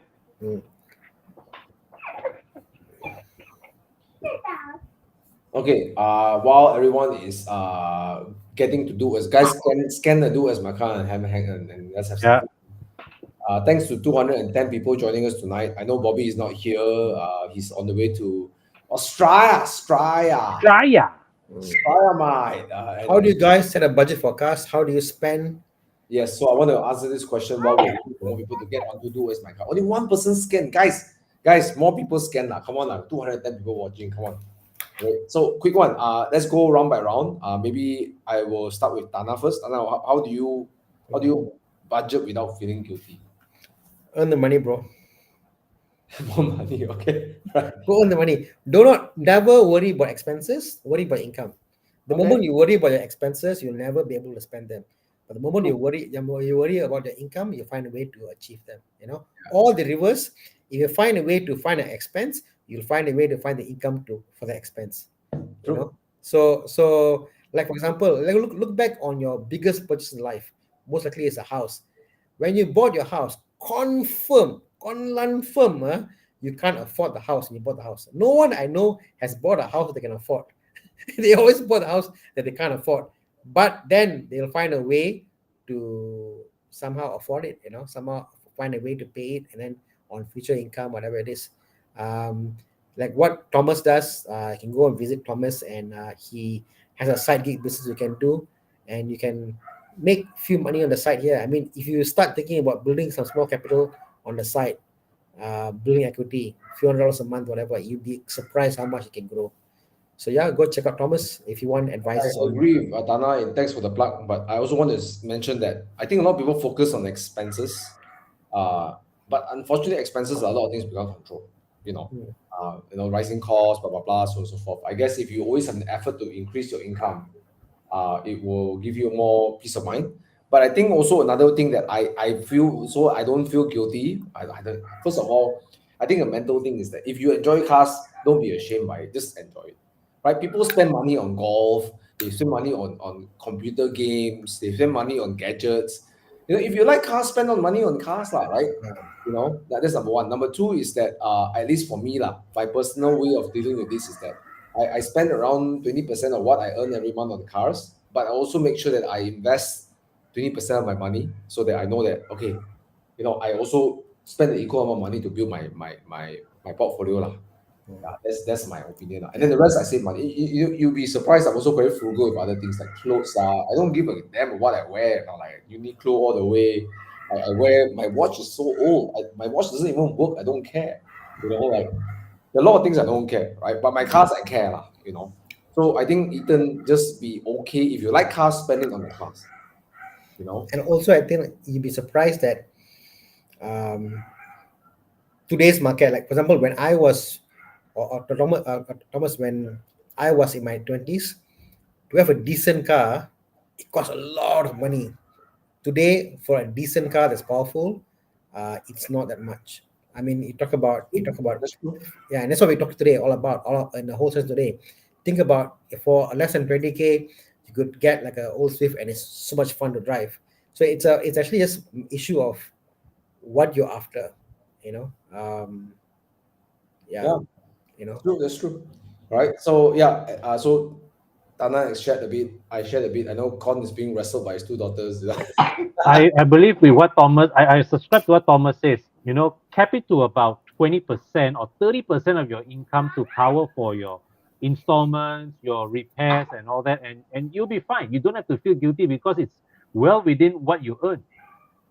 Yep. And then you work on the other side, which what Thana said, work on your income, right? That one you can control, right? You can figure out how to earn more, right?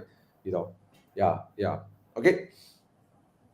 I trust Thana. Thana is a chartered accountant. No, he's a ex CFO or CFO, still CFO. I don't know. I never asked Thana. Sorry, Thana. Okay. This Right. is familiar, but with a different color. Okay, Chiang is slowly ushering us to start do as my car. Hey, let's bring Chiang out. Yeah. When Bobby here, Bobby always bring Chiang out. Then why cannot bring Chiang out? Oh, yeah. Okay. What the hell? How come I cannot bring Chiang out? No. Yeah, okay. Hey, Chiang here. So Chiang is hinting for us to start our do as my car. Okay. 201 520 for 30K. Seriously. Wow. How much? 952 Con. That's a lot of money. Really, I like the fact that he advertised a 520 for 30K lah. I love this guy. It's a lot of money, man. Okay, what's next? Oh, it's a E90. No, it's a OF Okay. 10. Yeah. Uh, This is not market price lah. Jiang, why you put this? Yeah. They're around the same price. lah. It's not market price lah.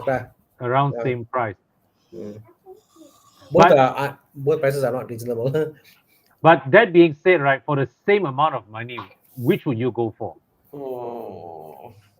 F10 lah. Okay, if the E93 is a well kept car, then of course the E93 is a good caveat. Okay, but it's a 520i.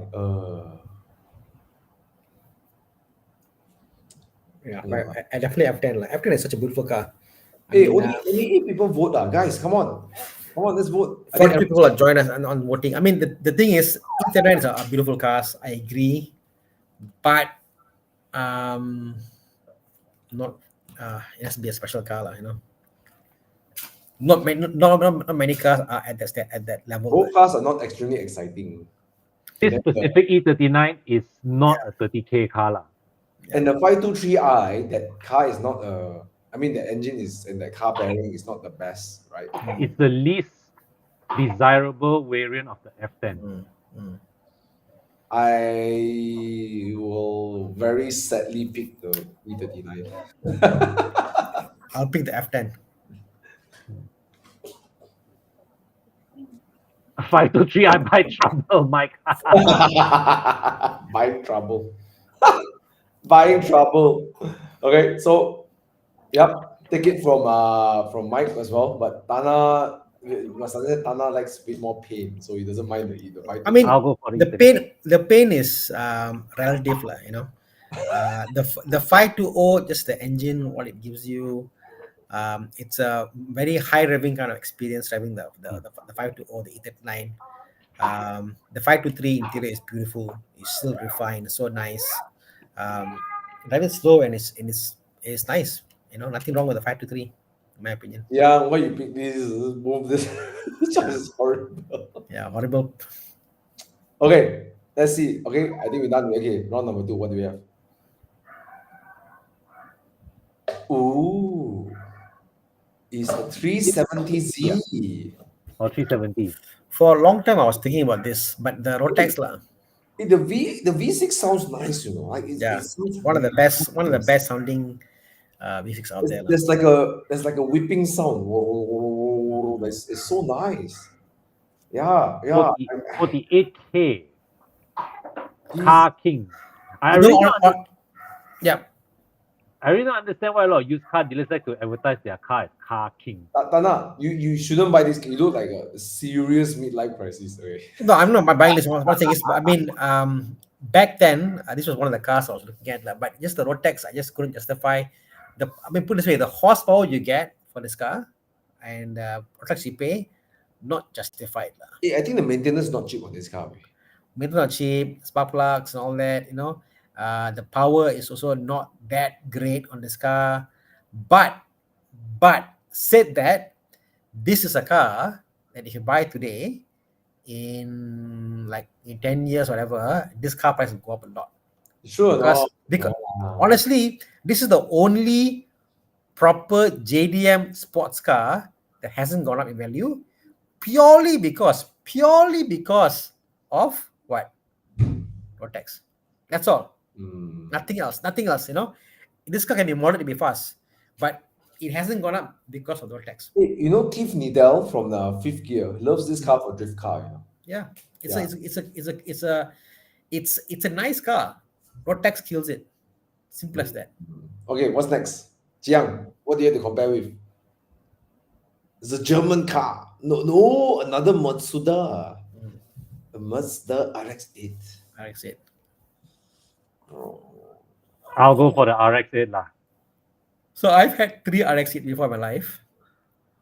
I had 3 RX-8s. Why? And I wanted to buy the 350Z. I will probably get the 350Z just because it's a 2003, which means in 4 years you can apply for Class 6 status. Correct? No. The RX-8 also sounds nice because RX-8 value-wise it would go up. RX-8 is a mass-produced car. It's a great car to buy to use today, but it's mass-produced for that price. Okay lah. I just had it lah. I've had it before. I love the car, but I've had it before. That's just me. I don't know lah. I picked the RX-8. RX-8 is basically a coupe version of MX-5 with much more higher revving engine and it's powerful. Sounds good, right? Ruben asking you, how many engines have you gone through in 3 of your RX-8s? None. It's a myth, guys. It's a myth.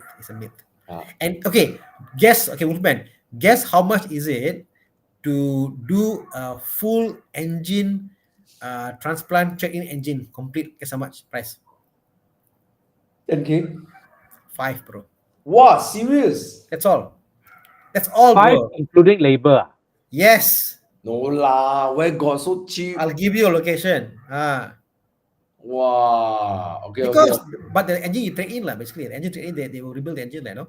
So my point is, they're so common of these cars, and people who are specialists in these cars, they will give you that price line. You can get it quite cheap done. Because the engine is so small. It's the only car engine one person can carry it. It's so light.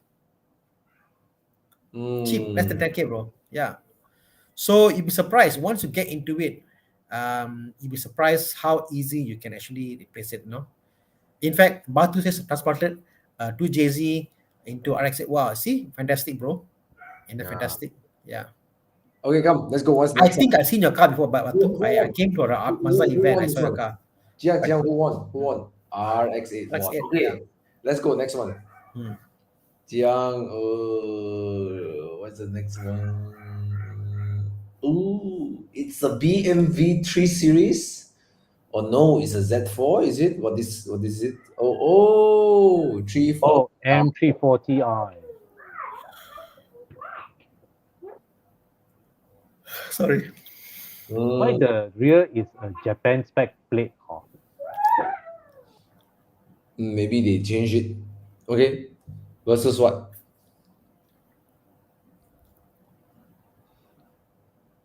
I i8. I8. Oh. M340i. M340i for me also. Yeah, lah. That BVD is so good lah. One's a But these hybrid two lah. cars are the same price point now, huh? Yeah. One is loan boleh, one is loan susah. The M340, yeah. If you One is 90% loan, one is 70% loan. And how many years? How many years left? Yeah, You know? i8 is 2015 or 2014. How many years left? maximum 5 to 6 years No lah, it's and hybrid and all that stuff put together, like, oh, it's just too much for me to handle lah. I don't know. I really like the B58 engine. It's so good. Yeah.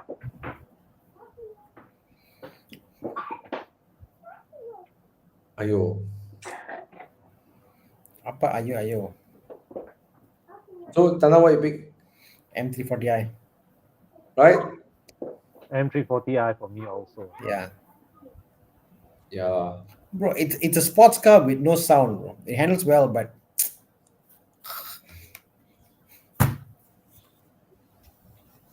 Well, I mean, my drive the I was great. I mean, and they have no complaints. Like for what they can create with 1.5 is like amazing. The handling is great. The power delivery. But once you get to 150, 160 kilometers an hour, it's like, where's the power? Excuse me. Like, it's like for the way the car looks, right? It's like, but I guess if you're not driving that fast, you're driving below 120, the car feels rapid. It feels extremely rapid. Then why buy a i8 lah? Then why buy a sports car? Okay, You have I tell the you, M340 on the other side. Cool. The i looks so cool. You park it next to a Aventador or Huracan. It belongs to the same, like, the looks is like it belongs. Yeah, but then the guy will say, like, who invited this guy? It looks together like it matches the whole theme of the whole place. Then the guy said, "Hey, who the hell invited the i8 guy to come over?" So. But I think, personal opinion, not reality. Okay, I think BMW did the i8 as a statement to the world that we can build hybrid cars. Oh yes. It's more of a marketing exercise and branding exercise more than actually a car creating exercise. I mean, don't get me wrong. I think they executed the car really well. But I think the purpose of this car is to tell the world that our 3 Series hybrid, see, we did it in the i8, we can do it in the 3 Series hybrid. We can do it in the 5 Series hybrid, right? Or 7 Series for that matter. That's when the 330E, 530E all pop up lah. Yeah. But yeah, I wouldn't think an engine swap is needed. Tribe X, Speed Tribe X. I think the car is suitable for its, the drivetrain. It's meant for what it's supposed to be. Yeah. I just Google up i8 engine swap engine option, and then the drive came out. Option number 1, let's put a LFA engine inside. First of all, you got to source the LFA engine, right? then let's LS swap it. So yeah, it's quite a difficult car to do an engine swap for. I think it drives really well. BMW don't make a lot of mid, and then you don't make any mid-engine cars, but it drives well. I mean, the impression was like, wow, these guys are good, man. Like, yeah. Imagine if you put like a B58 engine inside there. Oh, yo. But with the same 350K, I mean, I will get a Boxster lah, I'll get an 8 Series, bro. 8 Series, right? Yeah. Yeah, but the M340i is so good lah. The car is so good. It's It's just a weapon. Like if That's there's right. only one car you have in your garage, right? The M340i is like you can do everything. Can fetch your mom, can fetch your kids, can go holiday, can go Toge, can go Sepang. Albeit not the best in Sepang lah, but you can still drive it in Yeah. Sepang lah. Speed Yeah. track is asking, can do engine swap. I'm thinking about it now. Now that you taught me thinking. Can fit or I'm not? thinking about it. It's not that easy lah. Not that easy. Can fit or not? That's No, the thing. not easy. I think the i8 engine is transverse mounted The one. S55 engine is not small, and there's so much cooling that goes in the Yeah. engine. Mm. Yeah. The engine needs a lot of cooling. The M2 com, I noticed a lot of cooling system for it. But the cooling system for the M3 for the M2 competition is really expensive. It's good lah. It's good lah. Can take a lot of abuse lah, the car.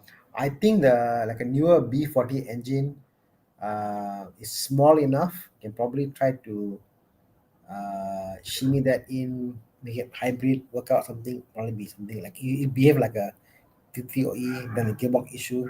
Not easy lah. Not easy. It's running a 6-speed, the gearbox. Yeah.